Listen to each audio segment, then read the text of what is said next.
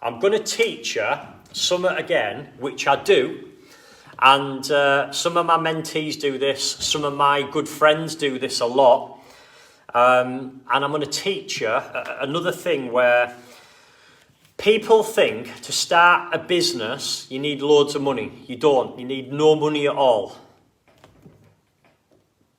I know it sounds pretty crazy, right? So people start out in business, and even the smallest of businesses where it might be a beautician, for example. So it might be somebody who just needs a little bit of kit to get away.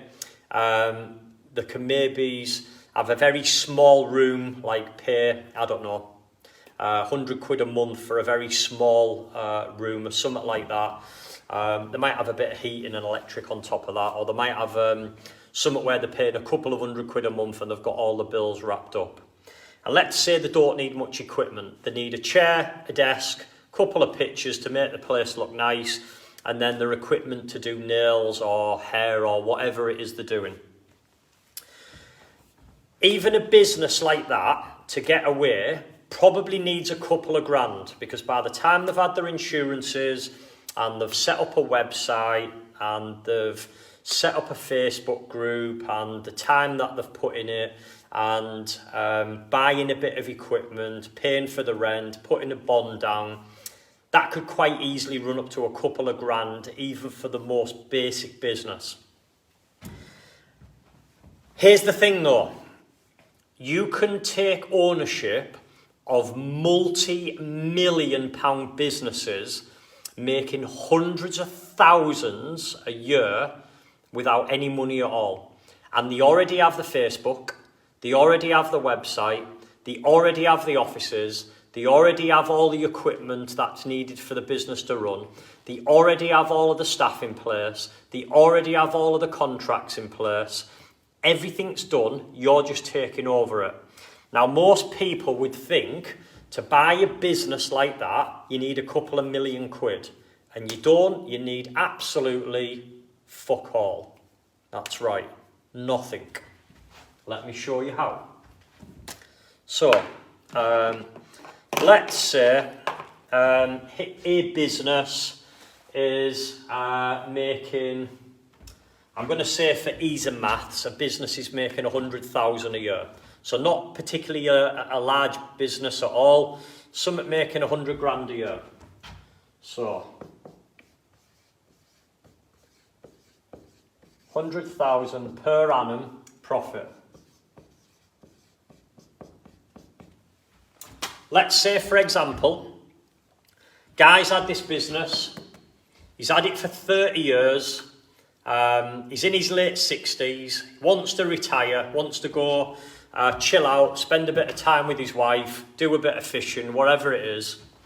And he's going to sell that business.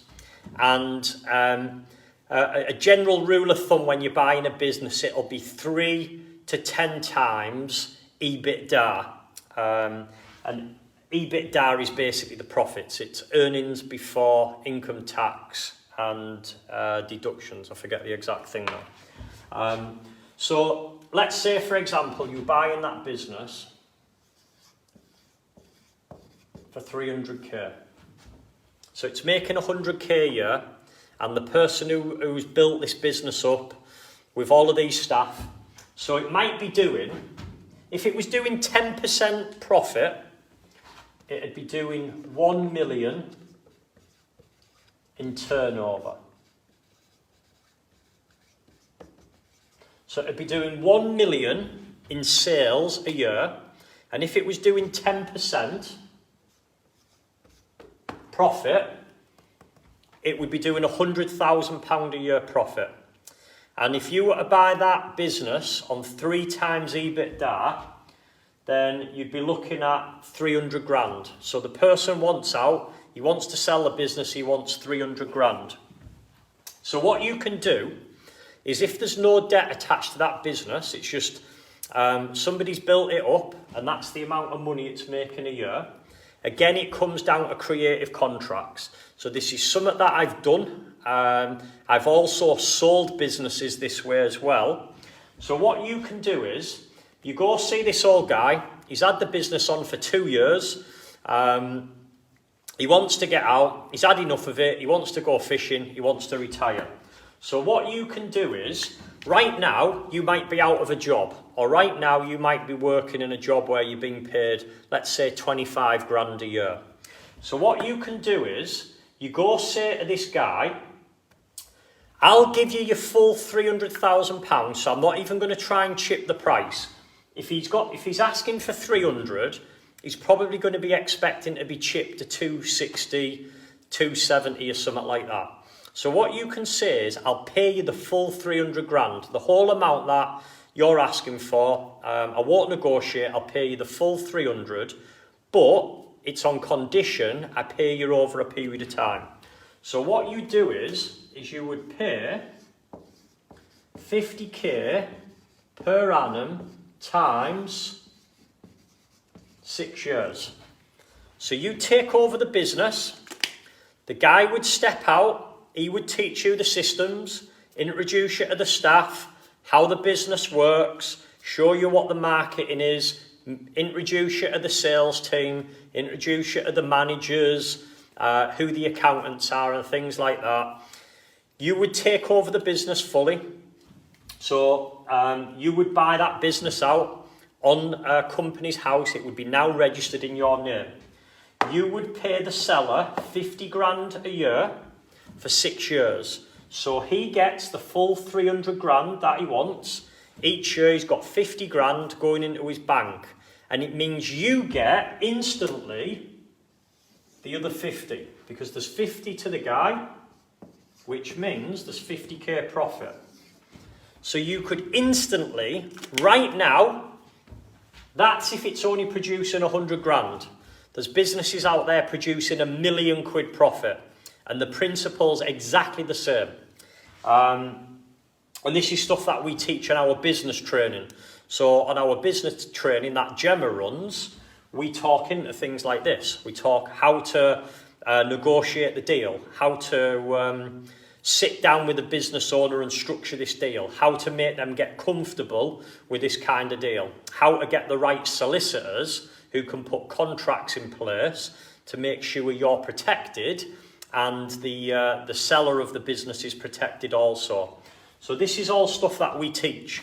So you could go in, buy a business, be making 50 grand a year straight away, and give them the other 50 grand out the profit. So you're basically paying for the business out of the profits.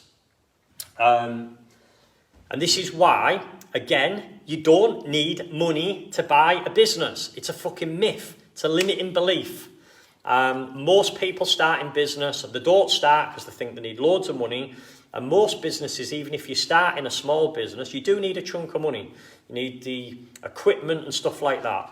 But if you go structure a deal like this, you need no money because you're taking over their website, you're taking over the equipment, you're taking over the staff, you're taking over the contracts, you're taking over your premises, basically everything.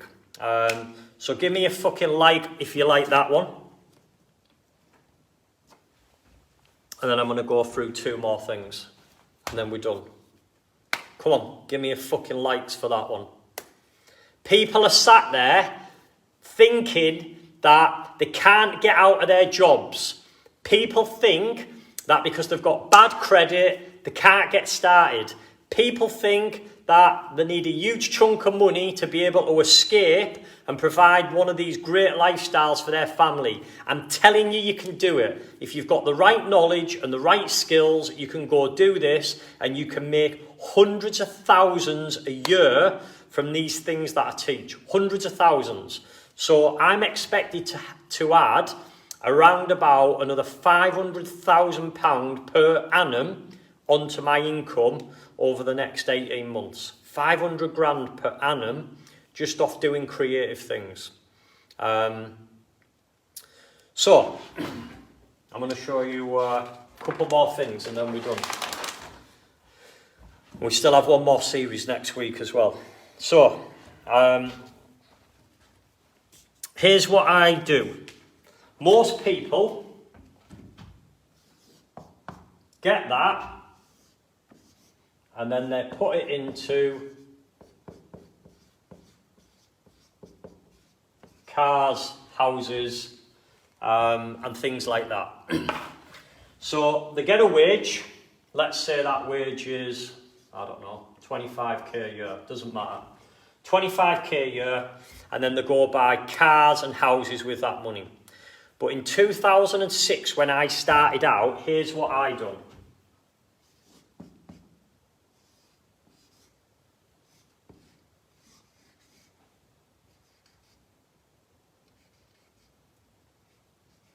There's your little smoke, house.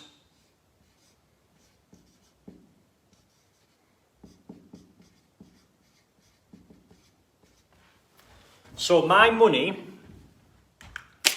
I was on 30 grand a year in the army. Gemma was on 30 odd grand as a school teacher. By the time I came out, I think I was on, what was I on? 30, I forget now, 32, 35 grand. Gemma was on about 40 grand as a school teacher. And I could have had a really nice car, but I didn't. What I done was, I bought the Purple Lizard, which was £170 Vauxhall Corsa. And what I'd done instead was I put my money into assets. So can you see that? Instead of putting money straight into cars and houses, I was putting my money into assets. And then whatever was left, let's say, for example, people had, I don't know, they might have had a 15, 20 grand car. And instead, I got a shittier car, but what I was doing is I was putting my money into assets. And then assets kept going up and up and up in value and producing more and more money. And what that's allowed me to do now is the assets now pay for my lifestyle, and it's the reason why now I can drive a car over £100,000, brand new, 113 grand. So when you put money into cars and houses and things that, material things, those things, that money goes, it disappears. And these are basically liabilities, they use up all of that money. But if you can put money into assets, this builds. So even if you bought just one single house, and let's say that was producing 3 grand a year on the rent, I wouldn't touch any house unless it was producing 3.5 grand. Let's say 3 grand on a house for ease of maths. You buy one house, you rent it out, and after you've paid the mortgage, you're left with 3 grand. Year 2, you do the same again. You've now got 6 grand. Year 3, you do the same again, you've got 9 grand. Year 4, you do the same again, you've got 12 grand. 12 grand a year pays for my car, almost. So my car is 1,250 quid a month. That's what I pay for my car, 1,250 quid a month, which is only 4 of them. And that means I now don't need any money for a car. So where people buy a car and they spend, say, 20 grand, and then after 6 years the car's not worth anything, might be worth 5 grand, they've got to go find the money again to buy another car. But I buy assets, and that asset, once you've got 4 houses, just 4 single houses, that's producing me enough money to drive an i8 for the rest of my life. And that's the big difference. So people put money directly into things, where I put money into assets, and the assets pay for things. That's the big difference. And that's how it's allowed me to have 5, 6 holidays a year, have a nice motorbike, nice car. I don't ever have to think about what I'm spending money on, because the assets take care of it. And once this project's finished, this asset will net around about another 250 grand a year. 250 grand a year. So I do 2 things. I train people how to do this as well. and I also work with investors. So sometimes people just want a complete hands-off approach, because the reality is, and I'm just being honest now, that people that I train, I've got more experience than them. It's as simple as that. I've been doing this stuff. I've been in business for 20 years. So some people like to work with me where they'll go, right, I can't be arsed doing that. I don't want to negotiate. I don't want anything to do with it.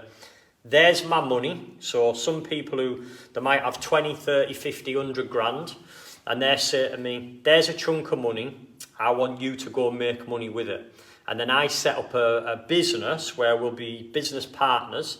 They have shares in the business, and I go do my creative stuff, and we both split the money down the middle. So I do that, but I also teach people how to do this as well. So this is why I laugh, guys. This is why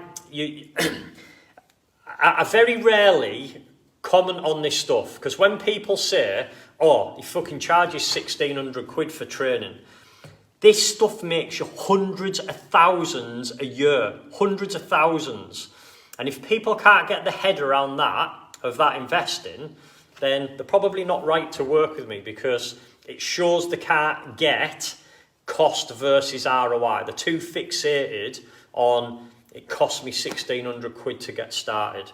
Where this kind of stuff, it can make you 1,600 quid a night once you've learnt these techniques. So that's the mindset you want.